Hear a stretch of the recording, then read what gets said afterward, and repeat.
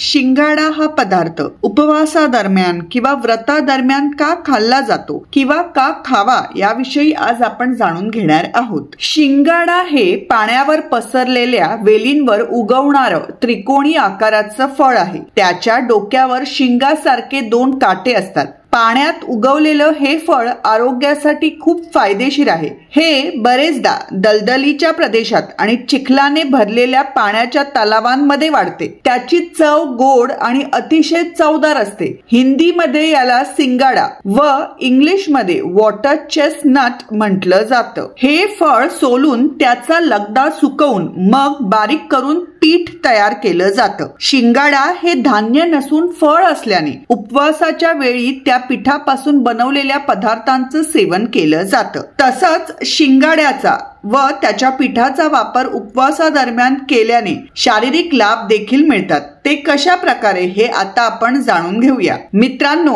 उपवासादरम्यान बहुतांश लोकांना तेलकट तुपकट पदार्थ खाण्याची सवय असते। हे खाद्य पदार्थ चवीला स्वादिष्ट जरी असले तरीही आरोग्यासाठी हानिकारक ठरू शकतात। हे नुकसान टाळण्यासाठी आहारामध्ये पौष्टिक पदार्थांचा समावेश करावा। शिंगाड्याचं पीठ हे व्रतादरम्यान खाल्लं जाणारं पौष्टिक अन्न पदार्थ आहे। मुख्य म्हणजे हा खाद्य पदार्थ ग्लुटन फ्री आहे, ज्यामुळे ग्लुटन एलर्जी असलेली लोक खाण्यात याचा समावेश करू शकतात। शिंगाड्यामध्ये असलेले प्रथिने, फायबर, पोटॅशियम आणि व्हिटॅमिन बी सारखे पोषक तत्व आरोग्यासाठी खूप फायदेशीर ठरतात। शिंगाड्याला वॉटर फ्रूट असंही म्हणतात। याच्या नियमित सेवनाने शरीरातील पाण्याची कमतरता दूर होण्यास मदत होते। मित्रांनो, उपवासादरम्यान अधिक प्रमाणात अन्न पदार्थांचं सेवन केलं जात नाही, ज्यामुळे तहान देखील कमी प्रमाणात लागते, ज्यामुळे शरीराच्या आवश्यकतेनुसार पाणी पिलं जात नाही आणि शरीरात पाण्याची कमतरता निर्माण होते। ही समस्या टाळण्यासाठी आहारामध्ये शिंगाडे किंवा शिंगाड्याच्या पिठाचा समावेश करावा, ज्यामुळे तुम्हाला शरीरात पाण्याच्या कमतरतेचा सामना करावा लागणार नाही। अशा तऱ्हेने शिंगाडा हे पचण्यास हलकं असल्याने